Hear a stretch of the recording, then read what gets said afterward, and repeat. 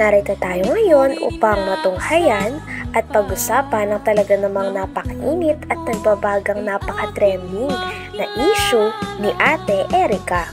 Sa pagpapatuloy nga ng ating istorya ay nandoon pa rin si Kalingap Val Santos Matubang sa bahay nila Ate Erica upang i-interview at makapanayam ang kanyang lolo at lola na naiwan, pati na rin ang kanyang ibang kamag-anak na nagagalit sa kanya.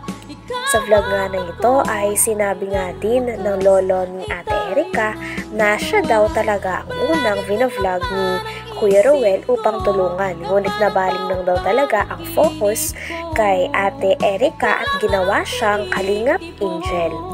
At dahil nga doon ay nagtuloy-tuloy na rin ang sikat ni Ate Erica. Tay, magandang araw po sa iyo.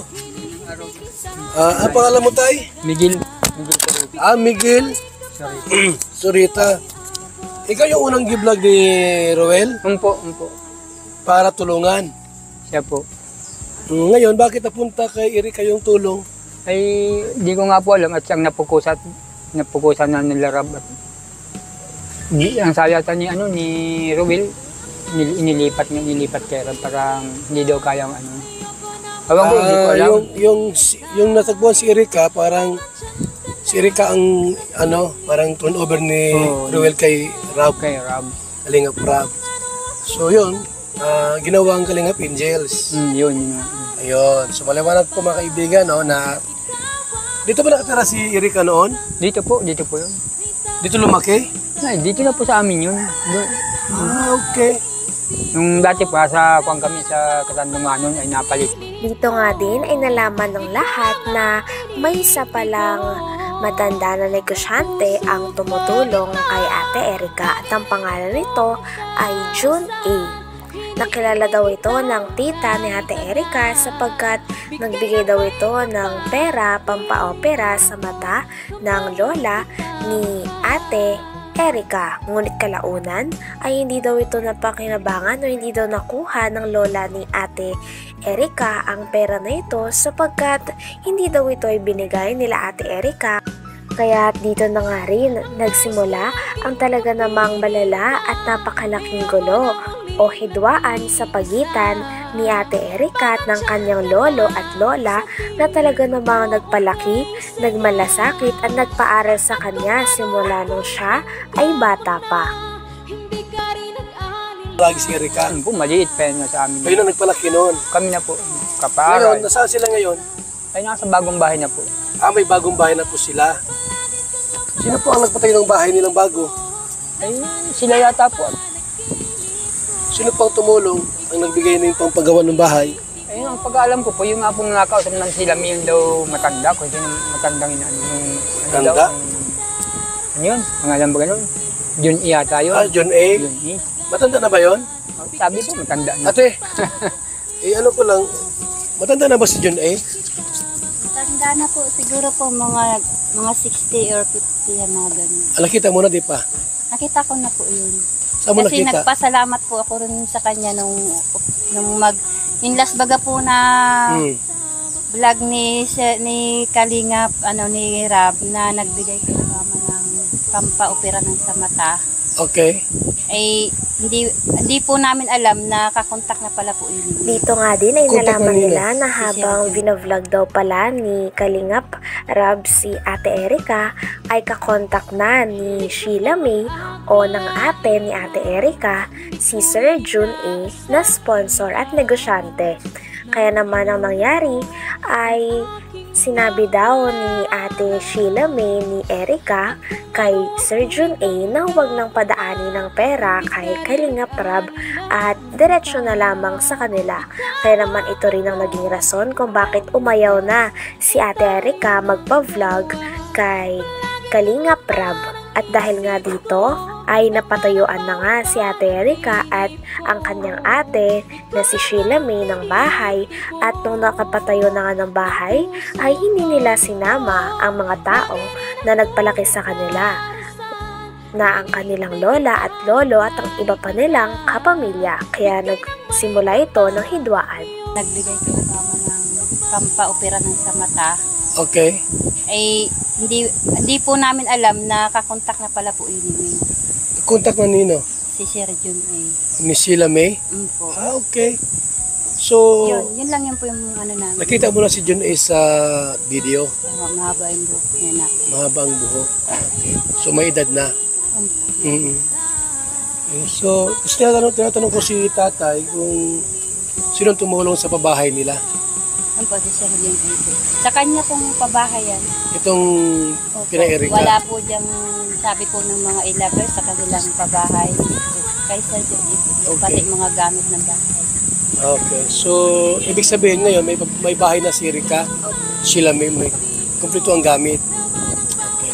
So, ang nagpabahay niyan, si John A. Si Sir Jun. Hindi ang ilabers. Hindi po. Hindi ang ilabers. Inaangkin lang po ng mga ilabers. Inaangkin nila na sila Kaya nagpabahay sila niyan. nagagalit kasi ayaw nilang Simula nga daw nung bagong taon at naggaling sa ospital ang lola nila, pagkadating daw ng lola nila sa bahay ay nakahakot na daw kagad si Ate Erika at ang kanyang ate Sheila May. Nang sa ganon ay makalipat na sila. At nung nakalipat na sila sa bahay na pinatayo ni Sir Jun A ay hindi na raw sila muling bumisita sa kanyang lolo at lola at iba pang kamag-anak. Talagang kaya naman sumama ang loob ng lola at lolo ni Ate Erika sapagkat parang kinalimutan na lang sila basta-basta ng kanilang apo na kanilang pinalaki at pinagmalasakitan. Ganun ba? So, alam mo yun yung kwento alam tungkol dyan? kasi naririnig-rinig ko din po. Mm-mm. Kasi iisang bahay lang naman po kasi kami dito. Dito pala si Erika lumaki. Po. Nakatira kay lolo niya. Dito. Ngayon, may bahay na silang bago. Siya po. Di ba pupunta rito si Erika? Mula po nung bagong taon po na nung last po, itong nasa ospital po kasi mama noon, pag uwi po namin dito, wala na sila, naghakot na sila ng gamit. Nung paghakot, last year pa, Opo, nung bagong taon pa po. mula noon hanggang ngayon, hindi siya pupunta rito, napunta naman. Hindi na po. Hindi na pupunta rito. Wala na Ni po. dumalaw, hindi. Wala na pong Erika pumupunta dito. Pati si Sheila May. Wala na. Yung mga palabas po ng mga e-lover na sinasabi po nila na monthly may natatanggap si mama. Sila mama, yung mga magulang ko. Meron? Kasi Wala. malingan po yan. So wala pa lang natatanggap. Simula pala ay napabahayan si Ate Erika ay hindi niya na sinama ang kanyang lolo at lola sa pabahay na kanilang natanggap.